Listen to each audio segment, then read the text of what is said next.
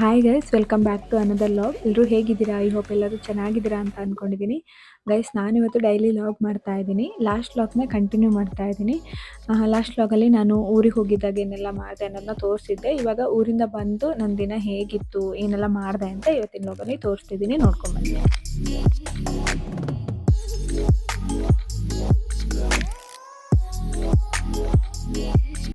ನಾನು ಊರಿಂದ ಹೊರಟಿದ್ದು ಮಧ್ಯಾಹ್ನ 3:30 ಹಾಗೆ.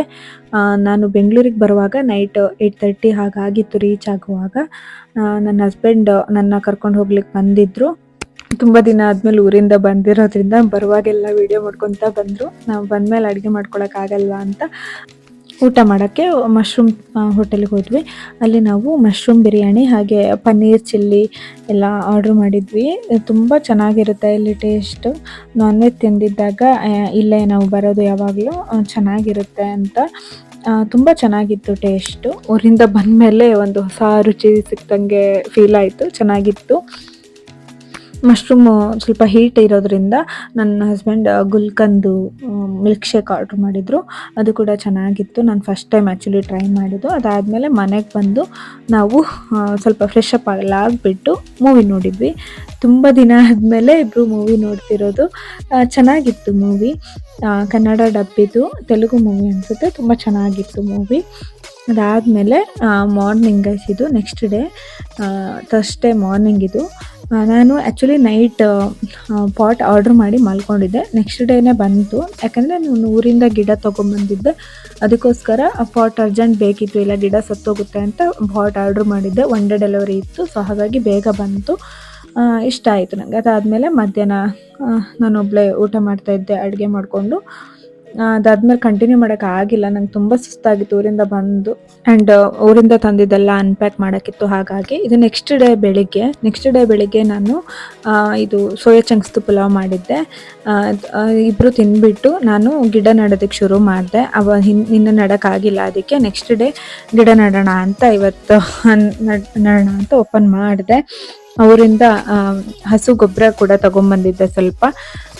ಅದನ್ನೆಲ್ಲ ಓಪನ್ ಮಾಡಿ ನಟ್ಟೆ. ನಂಗೆ ಬರೀ ಮಣ್ಣಲ್ಲಿ ಇಷ್ಟ ಆಗಲ್ಲ, ಬಿಕಾಸ್ ಇಲ್ಲಿನ ಮಣ್ಣು ಅಷ್ಟು ಚೆನ್ನಾಗೇ ಇರೋದಿಲ್ಲ. ಫುಲ್ ಗಟ್ಟಿ ಇರುತ್ತೆ. ಹಾಗಾಗಿ ಗಿಡ ಚೆನ್ನಾಗಿ ಬರಲ್ಲ ಅಂತ ನಂಗೆ ಗೊತ್ತು. ಅದಕ್ಕೋಸ್ಕರ ನಾನು ಗೊಬ್ಬರ ತೊಗೊಂಬಂದಿದ್ದೆ.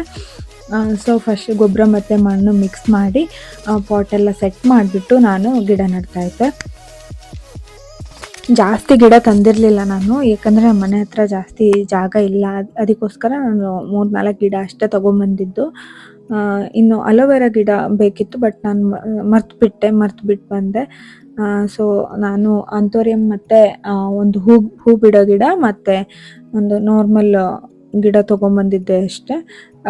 ಗೊಬ್ಬರನೂ ಅಷ್ಟೇ ಸ್ವಲ್ಪ ತೊಗೊಂಬಂದಿದ್ದೆ, ಯಾಕಂದರೆ ಊರಿಂದ ತೊಗೊಂಬರೋದು ಲಗೇಜೇ ತುಂಬ ಇತ್ತು. ಹಾಗಾಗಿ ಸ್ವಲ್ಪ ಮಣ್ಣು ಇಲ್ಲೇ ನರ್ಸರಿಲಿ ದುಡ್ಡು ಕೊಟ್ಬಿಟ್ಟು ತೊಗೊಂಬಂದಿದ್ದೆ. ಯಾಕಂದರೆ ನನಗೆ ಗಿಡ ಅಂದರೆ ತುಂಬ ಇಷ್ಟ. ನನಗೆ ಇಲ್ಲಿ ಜಾಗ ಇಲ್ಲ, ಅದಕ್ಕೋಸ್ಕರ ನಾನು ಇಲ್ಲಿ ನೆಟ್ಟಿಲ್ಲ. ಇಲ್ಲಾಂದರೆ ನನಗೆ ಗಿಡ ಅಂದರೆ ತುಂಬ. ನೀವು ನನ್ನ ಓಲ್ಡ್ ಸಬ್ಸ್ಕ್ರೈಬರ್ ಆಗಿದ್ದರೆ ನಿಮ್ಗೆ ಗೊತ್ತಿರುತ್ತೆ ನಾನು ಅವಾಗೆಲ್ಲ ಎಷ್ಟು ಗಾರ್ಡನಿಂಗ್ ವೀಡಿಯೋಸ್ ಎಲ್ಲ ಮಾಡ್ತಿದ್ದೆ ಅಂತ. ಬಟ್ ಇವಾಗ ಇಲ್ಲಿ ಸ್ಪೇಸ್ ಇಲ್ಲದೆ ಇರೋ ಕಾರಣ ನಾನಿಲ್ಲಿ ಜಾಸ್ತಿ ಮಾಡ್ತಿಲ್ಲ.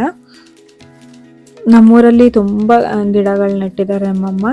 ಆವಾಗಿಂದ ಇಟ್ಟಿರೋದೆಲ್ಲ ತುಂಬ ಇದೆ. ಆದರೆ ಮೇಂಟೈನ್ ಮಾಡ್ತಿಲ್ಲ ಅಷ್ಟೇ ನೀಟಾಗಿ.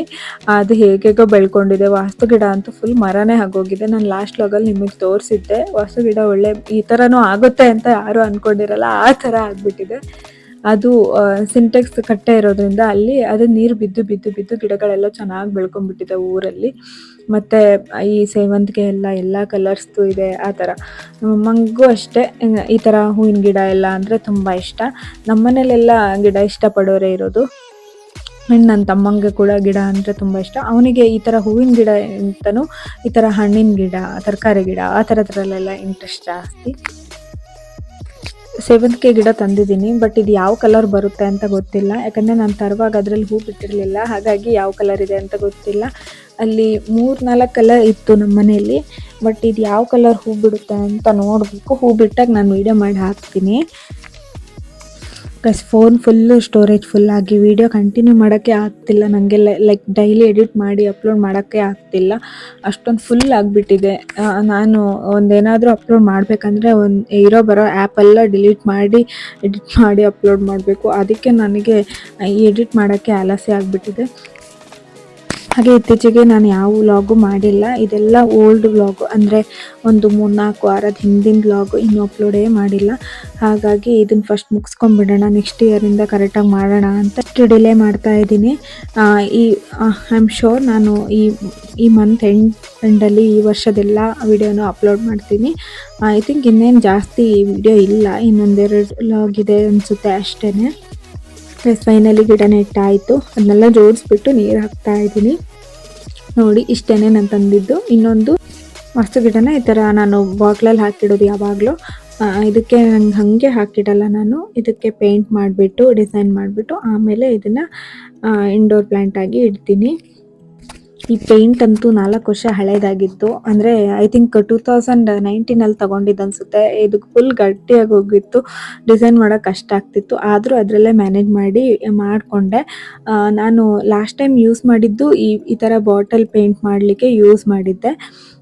ಅದಾದಮೇಲೆ ಇವತ್ತೇ ಇದನ್ನು ಓಪನ್ ಮಾಡ್ತಿರೋದು. ಫುಲ್ ಧೂಳು ಹಿಡ್ಕೊಂಡಿತ್ತು, ಮೇಲಿಂದ ತೆಗೆದು ಇವತ್ತು ಅದನ್ನು ರೀಯೂಸ್ ಮಾಡ್ತಾ ಇದ್ದೀನಿ. ಅದನ್ನೇ ಅವಾಗಿನ ವೀಡಿಯೋಗಳಲ್ಲೂ ಇದೇ ಥರ ನಾನು ಬಾಟಲ್ ಪೇಂಟ್ ಮಾಡೋದನ್ನ ತೋರಿಸಿದ್ದೆ. ಆ್ಯಂಡ್ ನೋಡಿ ಗೈಸ್ ಎಷ್ಟು ಬ್ಯೂಟಿಫುಲ್ ಕಾಣಿಸ್ತಿದೆ ಅಂತ. ನನಗಂತೂ ಈ ಥರ ಎಲ್ಲ ತುಂಬಾ ಇಷ್ಟ. ಅದಾದಮೇಲೆ ನಾವು ಒಳಗೆ ಬಂದು, ನಂಗೆ ನಾಳೆ ಆರ್ಡ್ರ್ ಇರೋದ್ರಿಂದ ಬ್ರಷ್ ಎಲ್ಲ ಫುಲ್ ಕ್ಲೀನ್ ಮಾಡ್ಕೊತಾ ಇದ್ದೆ, ನಾಳೆಗೆಲ್ಲ ಪ್ರಿಪರೇಷನ್ ಮಾಡ್ಕೊತಾ ಇದ್ದೆ. ಇದು ಮಧ್ಯಾಹ್ನ ನಾನು ಬಿಗ್ ಬಾಸ್ ಟೆಲಿಕಾಸ್ಟ್ ಹಾಕ್ತಾರಲ್ಲ ಅದನ್ನು ನೋಡ್ತಾ ಕ್ಲೀನ್ ಮಾಡ್ತಾ ಇದ್ದೆ. ಅದಾದಮೇಲೆ ನಾನು ಸೆಲ್ಫ್ ಗ್ರೂಮಿಂಗ್ ಆಗೋಣ ಅಂತ, ನೈಲ್ಸ್ ಎಲ್ಲ ಫುಲ್ ಕೆಟ್ಟದಾಗಿ ಕಾಣಿಸ್ತಾ ಇತ್ತು. ಸೊ ಹಾಗಾಗಿ ನೈಲ್ಸ್ ಎಲ್ಲ ಕಟ್ ಮಾಡಿಬಿಟ್ಟು ನೈಲ್ ಪಾಲಿಶ್ ಹಾಕೊಳ್ಳೋಣ ಅಂತ ಹಾಕೋತಾ ಇದ್ದೆ.